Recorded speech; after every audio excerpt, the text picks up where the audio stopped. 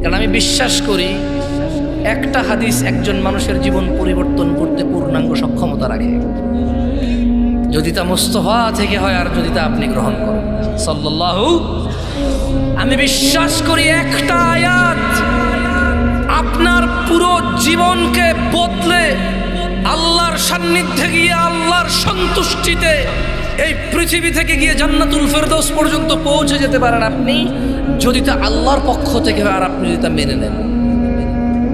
আমি এটা কখনো বিলিভ করি না এখানে 2 ঘন্টা কথা বললে যা উপকার হবে 4 ঘন্টা বললে আরও বেশি হবে, এটা বিশ্বাস করি না আমি। এই ওয়াজ মাহফিল কমিটিদের আল্লাহ হেদায়েত করুক, তারা আসরের পর থেকে মাইক বাজাইতে বাজাইতে এখানকার কোনো ময় মুরব্বীকে শুইতে দেন এত পর্যন্ত।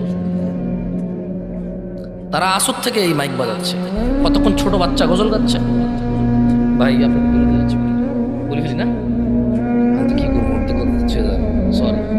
তারা আসর থেকে মাইক বাজানো শুরু করছে, ছোট বাচ্চা গজল গাইবে, নাইলে কিছু করবে ওদের, মানে বলছে তো বলছে বলছে তো বলছে, সেই বিকাল 3টা 2টা শুরু হলো, 2টা 3টা 4টা 5টা 6টা 7টা 8টা 9টা 10টা, এখন বাজে 11টা, টানা 10 ঘন্টা এই এলাকার মানুষকে তারা যন্ত্রণা দিচ্ছে।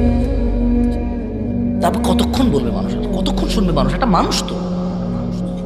এরপরে এক একটা বক্তব্যের মধ্যে 4 জন 5 জন না হলে মানুষ হবে না মনে করে। আরে ভাই মানুষ তো ভাই, কতটুকু নিতে পারে মানুষ? ও বুঝতে পারছি বুঝতে পারছি বুঝতে পারছি। এরা জানে আমি আপনাদেরকে চিনি না, এরা চেনে যে আগামী 365 দিন আর পাবেন আপনাদেরকে এখানে। কারণ জুমায় আপনারা রুকু ধরতে আসবেন, খুতবা শুনতে আসবেন না।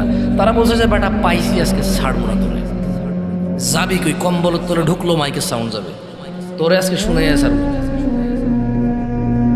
টাকা উসুল হওয়া চাই।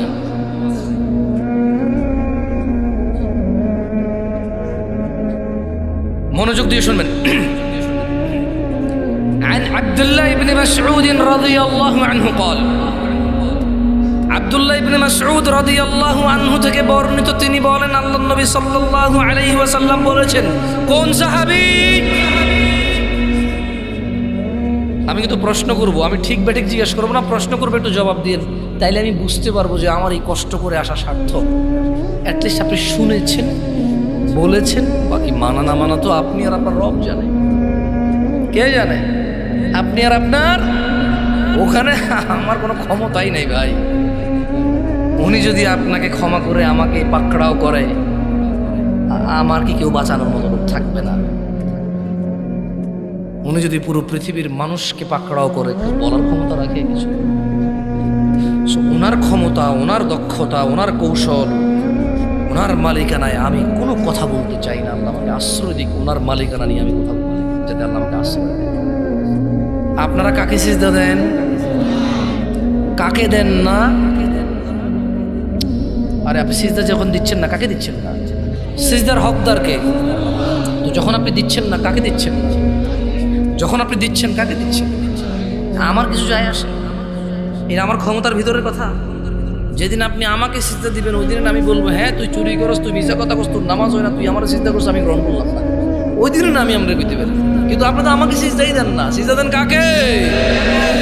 দিতে থাকেন, যে যত কিছু বলুক সিজদা বন্ধ করিয়েন না, দিতে থাকেন। অনেক বড় নিয়ামত। যেদিন আল্লাহ কিয়ামতে বলবে দিতে, সেদিন পারবেন না, পিঠ শক্ত হয়ে যাবে, পারবেন না দিতে। আজকে দেন, ওই দিন পারবেন ইনশাআল্লাহ। সাহাবীর নাম কি? আমরা কথা বলছিলাম যে আল্লাহ সুবহানাহু ওয়া তাআলা বলছে যা নবী দিয়েছে তা নিয়ে নাও, যা তিনি নিষেধ করেছে তা বর্জন করো। কতটুকু দিয়েছে নবী? কতটুকু? দেখেন আব্দুল্লাহ ইবনে মাসউদ বলছেন, ইন্নাহু লাইসা শাইউন ইউকাররিবুকুম ইলাল জান্নাতি ইল্লা ক্বাদ আমারতুকুম বিহি। ও আমার উম্মতরা, নিশ্চয় এমন সকল কিছুই যা তোমাদের জান্নাতের নিকটবর্তী করে, যা তোমাদের জান্নাতের কাছাকাছি নিয়ে যাবে, তার প্রত্যেকটি আমি আদেশ করেছি, একটাও বাদ দেই নেই। কিসের 2024 আর কিসের 2025? কিসের 2100 সাল আর 2200 সাল? কিসের আগামী 1000 বছর পরে 3000 সাল আসবে? কিসের আগামী 2000 বছর পর 4000 সাল আসবে? এখন 2024। কিসের আগামী 1,00,000 বছর পরে 1,00,000 সাল আসবে, কিসের কি হিসাব করবে? আব্দুল্লাহ ইবনে মাসউদ বলছেন, আল্লাহর নবী সাল্লাল্লাহু আলাইহি ওয়াসাল্লাম বলছেন রাদিয়াল্লাহু আনহু, বলছেন যে ইন্নাহু লাইসা শাইউন ইউকাররিবুকুম ইলাল জান্নাহ, ও উম্মতরা এমন কোনো কিছুই নাই যা জান্নাতের কাছাকাছি নেই, ইল্লা ক্বাদ আমারতুকুম বিহ, অথচ আমি তোমাদের আদেশ করিনি এমন একটা বিষয় নেই যা জান্নাতে নিয়ে যাবে তোমাদের। ওয়ালাইসা শাইউন ইউকাররিবুকুম ইলান নার, এমনই নেই যা তোমাদের জাহান্নামের কাছাকাছি নিয়ে যাবে, ইল্লা ক্বাদ নাহাইতুকুম আনহু, অথচ আমি মুস্তাফা, আমি রাহমাতাল লিল আলামিন, আমি ইমামুল আম্বিয়া, ইমামুল মুরসালিন, এমন কোন বিষয় নেই যা তোমাদের জাহান্নামে নিয়ে যাবে আমি নিষেধ করিনি, এমন একটা বিষয় নেই। কিসের 2024 আর কিসের 2025 সাল, কিসের 1400 বছর আগে আর কিসের 1,00,000 কোটি বছর পরে, এমন একটা বিষয় নেই যা তিনি নিষেধ করেছেন বা নিষেধ করেননি যেটা জাহান্নামে নিয়ে যাবে, এমন প্রত্যেকটা জিনিস তিনি আদেশ করেছে যা জান্নাতে নিয়ে যাবে। আপনার কি সন্দেহ হয়? সন্দেহ হয়? বলেন দাড়ি কাটেন কেন? না না না, আমি আপনাকে গুনাহ দিতে ক্ষমতা রাখি না, ওয়াল্লাহি আমি আপনার নেকি দিতেও ক্ষমতা রাখি। আপনি দাড়ি রাখেন, আমি নেকি দিতে পারবো না, কারণ দাড়ি কার জন্য রাখেন? কার জন্য? ওনার জন্য না রেখে যদি অন্য কারোর জন্য রাখেন তার ক্ষমতা নেই নেকি দেওয়ার আছে? তো দাড়ি কেন কাটেন? বলতে পারেন টাকুর নিচে প্যান্টটা কেন? ওয়াই? মানে রিজনটা জানতে চাই, কি বেনিফিট হয়, কি বেড়ে যায়, কি অর্জন হয় শুনতে চাই। কি মিস করতেছি আল্লাহ জানে, টাকুর এই দাড়ি রেখে কি জানি মিস করে ফেলতেছি, জানতে ইচ্ছে করে। এখানকার দাড়িওয়ালা মানুষগুলো আপনি যা পাচ্ছেন সে মিস করতেছে কি? এটা আপনি দাড়ি কেটে পেয়ে যাচ্ছেন, সে দাড়ি রাখার কারণে পাচ্ছে না, এটা কি? আপনি টাকটুর নিচে প্যান্ট পরার কারণে পাচ্ছেন আর সে উপরে পরার কারণে পাচ্ছে না, এটা কি? আপনি নামাজ না পড়ে এটা পেয়ে যাচ্ছেন আর ও নামাজ পড়ে পাচ্ছে না, এটা কি? ও কোরআন পড়ে পাচ্ছে না, আপনি কোরআন না পড়ে পেয়ে যাচ্ছেন, এটা কি? জানতে ইচ্ছে করে কি মিস করতেছি দুনিয়ার, কি সুখ কি শান্তি জানি বঞ্চিত হয়ে যাচ্ছে, জানতে ইচ্ছে করে একটু জানান না। কি অন্যায় করেছি আমরা জানান না। আপনি এমন কি পাচ্ছেন যেটা আমরা পাচ্ছি না? আপনার কি এমন কি বেড়ে গেছে শেভ করে? আমার কি এমন কি কমে গেছে? দাড়িওয়ালাদের কি এমন কি কমে গেছে দাড়ি রেখে? একটু শুনি না, জানতে ইচ্ছে করে। ভাই কেন দাড়ি কাটেন? মোস্তফার ভালোবাসায়, ঠিক না? মোস্তফার ভালোবাসায় দাড়ি কাটেন, তো কার ভালোবাসায় কাটেন? কে বলেছে কাটতে? আমি আজ পর্যন্ত কোনো টেলিভিশনের নায়ক নায়িকা এরকম বলেছে, কেউ এরকম বলেনি যে অমুক নায়ক নায়িকা বলেছে দাড়ি কাটো। আমি আজ পর্যন্ত শুনিনি যে কেউ বলছে যে অমুক দেশের অমুক নায়িকা বলছে দাড়ি কাটো। হ্যাঁ, আমি বহু রেস্টুরেন্টের মালিককে বলতে শুনেছি তাদের স্টাফদেরকে যে দাড়ি কাটো, তোমার দাড়ি খাবারে পড়লে প্রবলেম হবে।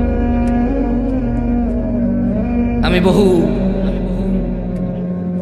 অফিসিয়াল ডিউটি যারা করে, চাকর বাকর, মানে খুব হাইলি অফিসিয়ালি আর কেউ না, 17,000 20,000 টাকা বেতন, দাড়ি কাটতে হয় সপ্তাহে 2 বার, নাহলে চাকরি থাকবে না, এরকম কিছু লোকের কথা আমি শুনেছি। তবে আজ পর্যন্ত টেলিভিশনে খবরে এরকম এখন পর্যন্ত কেউ বলে না যে জামশেদ ভাই জানেন ঘটনা কি ঘটেছে? না ভাই, বলেন তো।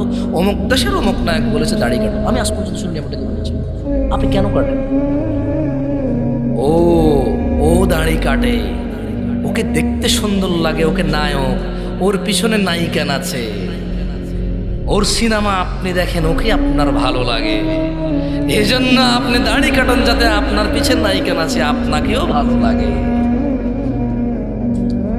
রাসূল দাড়ি রেখেছেন, আপনার রাখতে ইচ্ছে করে না? সাল্লাল্লাহু, কেন কাটো ছোট ভাই? বলতে পারো কিচ্ছু নাই।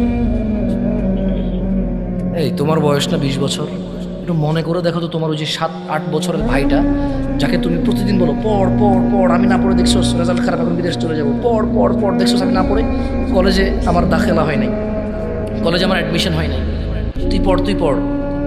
এবং আপনি মাঝে মধ্যে চিন্তা করেন, ঠিক না, যে আসলে 8 বছর বয়সে আমাকেও কেউ বলেছে, আমি গুরুত্ব দিইনি, আমি ওকে বলতেছি, হায় আমার দিন কোথায় এসে গেছে, এই বয়সে আমাকে বলেছে আমি শুনিনি, এখন আমি আমার ভাইকে বলছি ও শুনছে না, ওরও ওই দশা হবে যা আমার হয়েছে। দাড়ি রাখেন, কোনো ক্ষতি নাই, আমি বলছি আপনি রাখেন। আপনি ওই ছোট ভাইয়ের মতো হয়েন না যাকে আপনি বলেন পড় পড় পড়, কাজে আসবে, আরও পড়ে না। আপনি ওর মতো হয়েন না, আপনি রাখেন দাড়ি। যাই হোক, লাস্ট একটা হাদিস, একটা আয়াত বলে আমি আমার বক্তব্য শেষ করব। সুবহানাল্লাহ, আমি কল্পনা করতে পারিনি প্রায় 50 মিনিট কথা বলে ফেলছি। আল্লাহু আকবার, বুঝতেও পারি নাই। সুবহানাল্লাহ, লা ইলাহা ইল্লাল্লাহ, লা ইলাহা ইল্লাল্লাহ। আল্লাহ নবী সাল্লাল্লাহু আলাইহি সাল্লাম আবু হুরায়রা রাদিয়াল্লাহু আনহু থেকে বর্ণিত, কার থেকে? কার থেকে? কার থেকে? সবাই বলেন, কার থেকে? আবু হুরায়রা রাদিয়াল্লাহু আনহু থেকে বর্ণিত, তিনি বলেন যে قال رسول الله صلى الله عليه وسلم, আল্লাহ রাসূল সাল্লাল্লাহু আলাইহি ওয়াসাল্লাম বলেছেন, বাদা আল ইসলাম গরীবা, ইসলামের সূচনা হয়েছিল অপরিচিত অবস্থায়। অপরিচিত অবস্থায় কিসের সূচনা হয়েছিল? ইসলামের সূচনা হয়েছিল কি অবস্থায়? ইসলামের সূচনা হয়েছিল কি অবস্থায়? অপরিচিত অবস্থায়। কিসের সূচনা হয়েছিল? ইসলাম। তিনি বলছেন ওয়াসায়াউদু কামা বাদাআ গরীবা, অচিরেই। কে বলছে এটা? না, আবু হুরায়রা তো বর্ণনা করছেন। কথা বলছে কে? কথা বলছে কে? সাল্লাল্লাহু আলাইহি ওয়াসাল্লাম। আর আপনাকে একটা কথা বলে রাখি, যদি বলেন যে উনি যে বলছে, কেমনে বলছে, কিভাবে জানে? রব বলছে ওয়ামা ইয়ানতিকু আনিল হাওয়া ইন হুয়া ইল্লা ওয়াহয়ুন ইউহা। মুহাম্মদ সাল্লাল্লাহু আলাইহি সাল্লাম প্রবৃত্তির শিকার হয়ে কথা বলে না। যা ওহী হয়, যা আকাশ থেকে অবতীর্ণ হয় তাই বলে, এর বাইরে কিছু বলে না। এই জন্য আপনারা বিশ্বাস করা উচিত। উনি বলছেন ওয়াসায়াউদু কামা বাদা গরীবা, অচিরে ইসলাম অপরিচিত হয়ে যাবে। দেখেন, আপনি আপনার বিয়ে চেনেন না, বলেন আপনার বিয়েতে ইসলাম কতটুকু আছে? বলেন আপনার মা আপনাকে কবে বলেছে আপনি ইসলামের কোন কাজটা করছেন না, কোন কাজটা করছেন? বলতে পারেন আমাকে? আপনার বাসায় ইসলামের পরিচয় কি আসে? কি পরিচয় ইসলামের আপনার? বুঝলাম কোরআন পড়তে জানেন না, আমি মানলাম সুর করে পড়তে পারেন না, হয়তো এমনি পড়তে পারেন না, আমি মানলাম। আপনি এমনিও পড়তে পারেন না, সুর করে পড়তে পারেন না, আপনি অক্ষরও চেনেন না, আমি মানলাম। বাট আপনার ঘরে, আপনার ওই কোনার দোকানে, আপনার নেতৃত্ব স্থানে, আপনার বিয়েতে, আপনার লেনদেনে ইসলাম কোনটা আসলে? কটুক ইসলাম। এখানে ইসলাম কি বলছে? কেমনে লেনদেন করতে, কেমনে বিয়ে করতে, কেমনে নেতা হইতে, কেমনে মানতে নেতাকে? আপনি বলতে পারেন? ওয়াসায়াউদু কামা বাদাআ গরীবা, অপরিচিত হয়ে যাবে। আপনি জানেনই না কেমনে বিয়ে করতে। রিয়েলি? আসলে আপনি জানেন না। আপনি একটা মেয়ের সাথে জানা করেন এই উদ্দেশ্যে, কারণ আমি তোকে বিয়ে করব, আমি তোকে কি করব। মানে আপনি বলছেন যে না ভাই না, আমার চরিত্র তো খারাপ না, উল্টাপাল্টা পোলাপানের মতো, বাস একটা ভাই আজকে 3 বছর থেকে একজনের সাথে বাকিরা বুঝে না, হাসতে পারতেছে না। যে একজন বুঝছে তো কমন পড়ছেন। আরে ভাই কমন, আরে না না তোমার না, তোমার বন্ধুর। এবার হয়েছে খুশি তো? ও বলছে যে, মেয়ে বলছে যে না, চরিত্র একজনকে দিছি, একজনই বাস।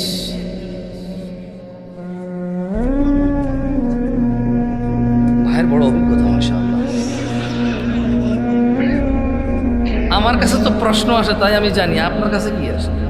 প্রস্তাব। আমার কাছে কি আসে? আপনার কাছে প্রস্তাব আসে নাকি? যাই হোক, তো বলছে যে শেখ আমার এই পৃথিবী থেকে মরে যাওয়ার ইচ্ছা। বললাম লিখি না, কিছু জবাব দিনে দেখি যে লিখতেছে, সালামেরও জবাব দিয়ে দিয়ে লিখতেছে। বলে ওই যে টাইপিং লেখা ওটা দেখছেন, ডট ডট ডট ডট। এরপর লিখলো যে এই পৃথিবী থেকে কাকে বিশ্বাস করবো, বেঁচে থাকা আমি ইচ্ছা চলে গেছে। তারপর আমি লিখলাম না, কারণ কি লিখি এরপরে উল্টা ফাল্টা ঝুলে গেলে বলবে যে অমুক হুজুরে বলেছে কঠোর করে, তাই অমুক মহিলা ঝুলে গেছে। আমার দরকার আছে মামলা খাওয়ার। ওই মহিলা মরতে চেয়েছে, আমি চুপচাপ চিন্তা করতেছি এটা রিপ্লাই দেওয়া যাবে না, কারণ বলা যায় না এদেশে কোন মানুষ কোন ফেসবুক পেজে লাইক দিছে ডক্টর জাকির নাইকের চ্যানেলই বন্ধ হয়ে গেছে। কথা বোঝেন নাই? ডক্টর জাকির নাইকের চ্যানেল কেন বন্ধ হয়েছে? বাংলাদেশের কোন কে উল্টাপাল্টা করছে, তো বলছে যে এই লোকই আবার ডক্টর জাকির নাইকের ফেসবুক পেজে লাইক করেছিল, তা ওর ফেসবুক বন্ধ করে দাও, ওর চ্যানেল বন্ধ করে দাও। আমি ওই ঘটনা শোনার পরে বলছি, ও এই দেশ বড় ক্রিটিক্যাল দেশ। যত মানুষ আমার মরে যাওয়ার মেসেজ দেয়, আমি আগে পুরোপুরি অপেক্ষা করে কি লিখতে চাই আসলে। আমি রিপ্লাই দিই না ভাই, দেখা যাবে যে অমুক ঝুলে গেছে, লাস্ট মেসেজ ছিল জামশেদ হুজুরের সাথে। বুঝেন নাই? हम पागल है क्या? नहीं है भाई, तुम जाना चाहते हो तो जाओ भाई, हमें मत ले जाओ, हमें नहीं जाना है तुम्हारे साथ। सही है? তো লিখছে যে দীর্ঘ 9 বছর ছেলের সাথে আমার সম্পর্ক, আমাকে ছাড়া কিছু বুঝতো না। এখন ছেলে হঠাৎ করে বলছে যে আমার ফ্যামিলি মেনে নিচ্ছে না। ওরে হিজড়া রে, ছেলেদের মুখে এটা মানায় বলে? ছেলে তো নিজের অভিভাবকত্ব নিজেও নিতে পারে, পরিবারের অনুমতিতে বিয়ে করবে, পারিবারিক সৌন্দর্য বৃদ্ধি পাবে, জঞ্জাল ফিতনা ফাসাদ থেকে সে আশ্রয় পাবে, তার জীবনটা সুখের হবে। আদারওয়াইজ ছেলে তো 9 বছর প্রেম করেছে, পরিবার জানে না, সে অসুবিধা নেই। এখন বলছে যে ওর পরিবার এখানে বিয়ে মানছে না, মেয়ের একটু বয়স বেশি বেশি। তুই বেটা 9 বছর থেকে বিয়েই করেছে, তুই 15 বছর বয়সের সাথে পরিচয়, তো 24 বছর হয়ে গেছে না? বয়স তো বেশিই হবে। এই মহিলা কি পাগল? এবার আমি চিন্তা করলাম যে আচ্ছা এবার রিপ্লাই দেওয়া যায়। আমি বললাম যে এখন আপনার প্রশ্ন কি? ও আপনাকে বলছে যে ওই ছেলের কি হবে যে আমার সাথে 9 বছর প্রেম করে অন্তরঙ্গ সম্পর্ক ছিল, এখন বলছে আমাকে বিয়ে করবেন, ওর কী হবে? তো আমি ওকে উল্টা কোয়েশ্চেন করলাম যে এখন আপনার আপত্তি কি 9 বছর রিলেশন করে বিয়ে করেনি এখানে, নাকি 9 বছর রিলেশন করেছেন এখানে? আপত্তি কোনটা আসবে? নাকি দুইটাই আপত্তি আপনার? মানে আপনার অনুশোচনাটা কি? এক, আমাকে ধোকা দিয়েছে। 2, আমি 9 বছর জানা ব্যভিচারে লিপ্ত ছিলাম। মানে আপত্তিটা কোনটা? সে বললো যে আমার আপত্তি হলো ওই ছেলের কি গুনাহ হবে না আমাকে যে বিয়ে করে নেই? লিখছে আর কি। তো আমি লিখলাম যে মানে তার কি আপনাকে বিয়ে না করার গুনাহ নিয়ে আপনি চিন্তিত, নাকি আপনাকে বিয়ে না করে 9 বছর আপনার সাথে কথাবার্তা বাজে সম্পর্ক করেছে এইটা গুনাহ নিয়ে আপনি আপত্তি, নাকি দোনোটার গুনাহ নিয়ে আপনি আপত্তি? বললো যে বিয়ে করে নাই যেটা নিয়ে আমার আপত্তি। আমি বললাম ও, আর কিছু বলি নাই ভয়ে। আমি ওই যে বললাম পরে ঝুলে মুলে গেলে প্রবলেম। আমি বলেছি তওবা করে না, হারামের কোনো অধিকার থাকে না, হারামের কোনো কি থাকে না, হারামের কোনো দাবি দেওয়া থাকে না, জুলমের দাবি থাকে। কিসের দাবি থাকে? জুলুম অত্যাচারের দাবি থাকে, যে সে জুলুম করেছে, আমাকে আমার হক ফিরিয়ে দিক। সম্পর্কই হারামের অধিকারী, দুইজনই অপরাধী। তাই বললাম আপনি তওবা ইস্তেগফার করেন, ভালো হয়েছে। 9 বছর থেকে এক ছেলে বিয়ে না করে এক মেয়ের সাথে কথা বলে এমন দুশ্চরিত্র মানুষের সাথে বিয়ে করার চাইতে না করা আপনার জন্য ভালো। আর ওই ছেলের উচিত হবে আপনাকে বিয়ে না করা, কারণ একটা মেয়ে বিয়ে ছাড়া একটা পুরুষের সাথে 9 বছর কথা বলে, ওর গেরাত কোথায়? ওর কোথায় আত্মমর্যাদা? ওর কোথায় সতীত্ব? আর কোথায় ওর চরিত্রতা? আপনারা একে অপরের জন্য ভালো না, আপনি তওবা ইস্তেগফার ফিরে আসেন। যাই হোক, এরপর আমি একটা জিনিস আমার মাথায় আসলো, যেটা বলতে এই কাহিনী বললাম আপনাকে। পরে আমি ওই দিন রাতে চিন্তা করলাম, আচ্ছা এখানে জিনা করা দোষের, গুনাহের, তবে যদি বিয়ের প্রতিশ্রুতি দিয়ে জিনা করে তাহলে it's okay bro, it's okay, totally fine. But বিয়ে করবে এটা বলতে হবে প্লিজ প্লিজ প্লিজ প্লিজ। কি বলতে হবে যে ওগো ওগো ওগো প্লিজ বলো বিয়ে করবো তাহলে জানা করবো। ছেলে বলবে কোরআন ছো প্লিজ প্লিজ প্লিজ কোরআন ছো, আমার ছেড়ে যাবো না প্লিজ বলো, তবা তফসি কানে দর্শি আজীবনে করতাম না, কোরআন মাথায় নাও, মসজিদ ছো। এরপরে আবার ওই যে এখন ওই যে বাংলাদেশে যে জাতীয় মসজিদগুলো বানাইছে না প্রত্যেক জেলায় জেলায়, মসজিদগুলো মডেল মসজিদ, ওখানে যে আবার ছবি তুলে বলতেছে ওয়াদা করো ছেড়ে যাবো না লাস্ট উইক। ওয়াও, মসজিদকে সাক্ষী রেখে বলছে যে বিয়ে করবে, সো এখন জানা করতে পারবে।